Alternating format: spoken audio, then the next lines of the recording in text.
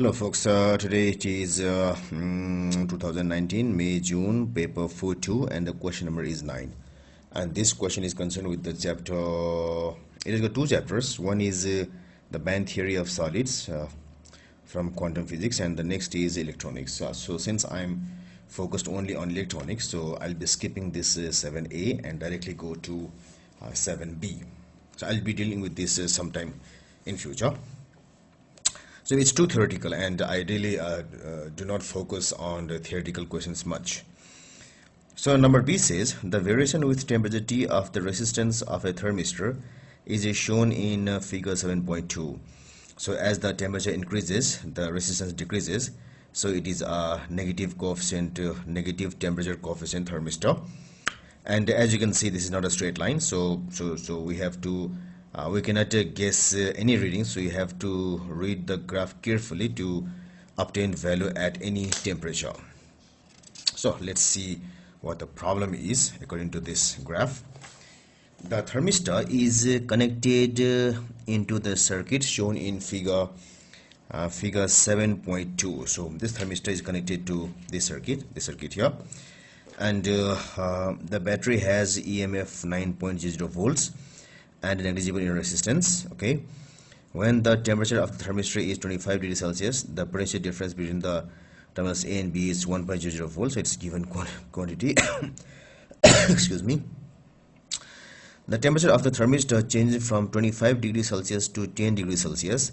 Determine two significant figures the change in potential difference between A and B. So when the temperature decreases from 25 degrees Celsius to 10 degrees Celsius, we have to find the difference in PD. So when it was at 25, so V at 25 degrees Celsius is equal to 1.00 volts. So at 25 degrees Celsius, we don't have to do anything. So whatever we have to do is at 10 degrees Celsius. So from the graph, I will have at 10 degrees Celsius, the resistance of thermistor will be equal to. So let's study the graph from the previous page. So let me change its size slightly so that I can place it here. So now it's okay. So when the temperature is 10 degrees Celsius, so it is 10 here, 10. So from 10 I come here. So this is 2.5. This is 3. This 2.75. 2.6 this should be. So this is 2.55. So 10, 2.5, 2.6, 2.7. 8, 9, 3.0. So it should be 2.55. So at 10 degrees Celsius, RT is equal to 2.55 kilo ohms.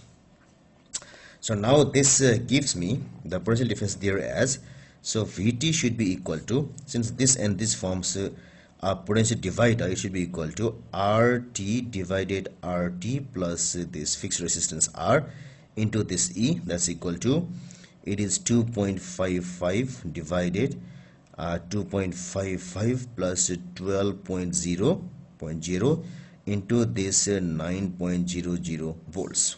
So the value will be equal to, if I calculate it, it will be equal to 2.55 divided 2.55 plus 12 very closed equal to into 9.00. So it is equal to 1.577. So since I can have only 3 SF maximum, so 3 SF, 3 SF, everything, so I'll write 1.58. So it is 1.58 volts. So VT equal to this much. Excuse me. So now the change should be equal to, initially it was a 1.0 volts. So now triangle VT is equal to, final value here, 1.58 minus 1.00.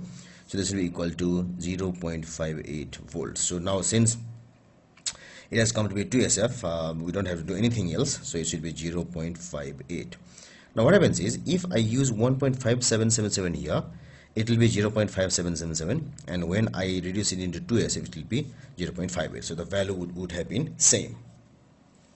Now number C. The temperature of the thermistor in B changes from 25 degrees Celsius to 10 degrees Celsius at constant rate. So that means this temperature changes at a constant rate. State two reasons why the potential difference between A and B does not change at a constant rate. So when temperature decreases at constant rate, we have to reason why the PD does not decrease at a constant rate. The first thing is that when PD depends on resistance, and resistance is depending on T. So when T decreases, R itself is not increasing at a constant rate. So what we are having is R is not increasing at a constant rate as T decreases. The first thing is variation is this. Now also we have this equation here, Vt equal to RT by this thing into E. So when RT changes, Vt also does not change linearly. It's because of the RT is still here. Had it been RT by R, it could have been constant, it could have been same rate of change, proportional, but since RT is here and here as well, the change of Vt is not linear. So Vt also does not depend linearly compared to RT. So there are two factors here.